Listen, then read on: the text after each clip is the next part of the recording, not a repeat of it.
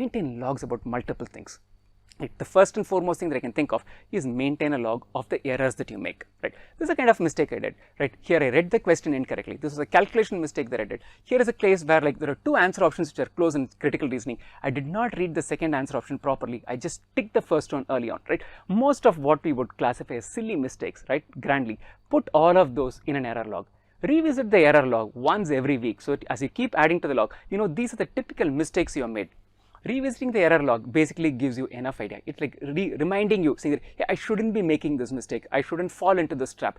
That itself helps you take your score easily by anything from 50 to 70 points, right? Because you don't make the mistakes that you're prone to making.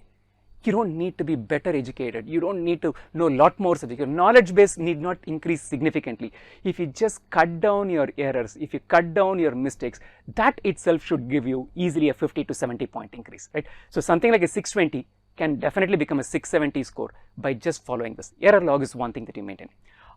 Who doesn't like vanity metrics? Open any app, right? If you're trading into stock markets, the moment you open the app, they'll say where your investment today is, how much you invested, how much has it gone up, what is the XIRR, what is the CAGR, what is all of that. All of us want to know that. You are into a diet plan, it will suddenly tell you that so many calories you have consumed, right? If you're into any of these exercising apps like running apps or like any of those things, it's going to tell you last week you averaged so many kilometers, this week you're averaging so much. Step counters. Why do all of us have these fancy watches that count our steps? So you need to have a metrics, a vanity metrics, to track the number of questions you have done, right? Essentially, you solved 14 questions this morning, say quant 14 questions done on this day, and have some Excel sheet or any of these trackers that you can find and keep noting it. So if you realize that last week I did like 14 into 7, 98 questions in quant, you can push yourself to saying that, let me see if I can push it to 120 questions this week. So vanity metrics are going to be extremely useful in tracking.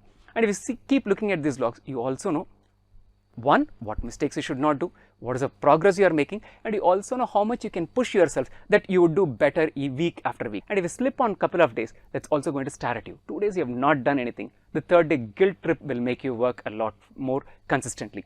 And maintain error log, revisit your error log very systematically every week. Say that like on Sunday mornings, I'm going to look at all the errors I've done till now. So you're reminding yourself saying that this is what I should not be doing. So next bunch of questions you solve, next mock test you take, next chapter test that you take, you would not repeat the mistake. And that avoiding your mistakes, not as in expanding the scope of what you have learned, will definitely help you. I'm not saying it doesn't, but just avoiding your mistakes, the mistakes that you're prone to make, could give you a 50 to 70 point lead as far as the GMAT goes. Let's face it, gamification keeps all of us engaged in it. The vanity metrics that you're going to build with the logs is going to help you push yourself forward as far as your education, your GMAT prep goes. You can probably add one more thing. We can find another soulmate who can prepare with you for the GMAT, right?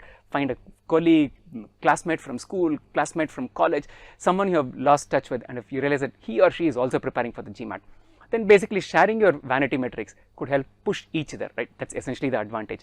And sometimes if you join any of these classes, be it online classes or physical classes, you try to get a cohort with which you're going to be working. So find a couple of people there with whom you can push each other. So if you have done like 98 questions this week and the other person has done only 92, then there is a talking point and there is something in him that he wants to race past you. He's probably going to do 120 this week. So you know he's probably going to do 120. You might want to push it to 125. So this competition, right, healthy competition is going to also play into it.